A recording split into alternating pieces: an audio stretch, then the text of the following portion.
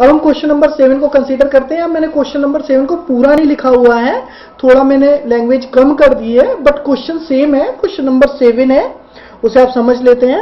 There is a circular path, कोई circular path है इस तरीके से, कोई सर्कुलर पाथ है, और मान लीजिए ये स्टार्टिंग पॉइंट है, यहां से दोनों दौड़ना शुरू करते हैं, सेम डायरेक्शन में दोनों दौड़ रहे हैं। तो आफ्टर कुछ समय बाद वो मिलेंगे, तो हमें निकालना है कि कितने मिनट्स बाद वो वापस स्टार्टिंग पॉइंट पर मिलेंगे। तो यहां बेसिकली क्वेश्चन में लिखा नहीं है, हमें लोएस्ट टाइम निकालना है। After that they will meet again at starting point, यहां लिखा हुआ नहीं है, बट क्वेश्चन हमसे कह रहा है कि हमें सबसे लोएस्ट टाइम निकालना है, क्योंकि वो मिलेंगे तो बार बार, वो जितनी बार एक तेज घूम रहा है, एक स्लो घूम रहा है, लेकिन वो फिर भी एक दूसरे से बार बार मिले, हर चक्कर में एक बार मिलेंगे, लेकिन हमें उस टाइम के बाद का पता करना है कि जब वो स्टार्टिंग पॉइंट पर अगेन मिलेंगे। तो हमें लोएस्ट टाइम निकालना है जब वो स्टार्टिंग पॉइंट पर दोबारा मिलेंगे। सो we want to find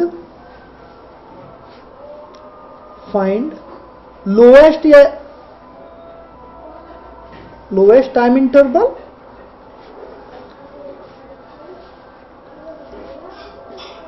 after that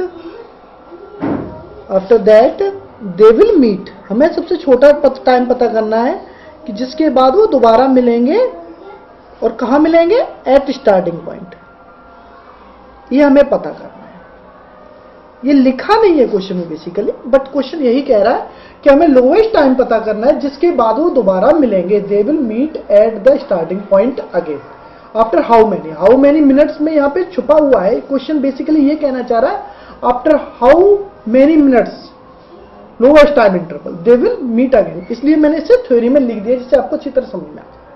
और जब कभी भी हमें लोएस्ट टाइम इंटरवल निकालना हो,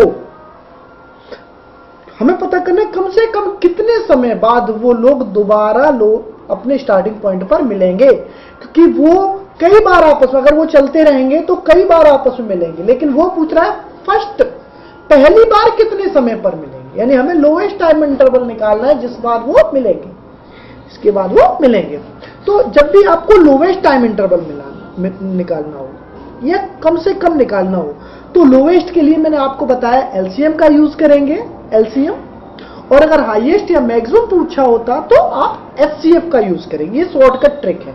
तो चूंकि क्वेश्चन हमसे पूछ रहा है कम से कम कितना समय लगेगा कि वो वापस स्टार्टिंग पॉइंट पे दोनों आ जाए, क्वेश्चन ये पूछ रहा है हमसे, तो कम से कम का मतलब एलसीएम निकालना। तो here we want to find LCM, यहां हम एलसीएम निकालना चाहते हैं। ये आपको लिखना नहीं, सब समझाने के लिए लाइन लिखी है, ठीक है। यहां पर हम एलसीएम निकालना चाहते हैं, तो फटाफट एलसीएम निकाल लेते हैं। किस तरीके से? दो नंबर से, पहला 18 मिनट्स है, तो ये किसका है? सोनिया का। सोनिया टेक्स 18 मिनट्स, तो इसका हम फैक्टर कर देते हैं, ठीक है। और दूसरा कौन है? रवि।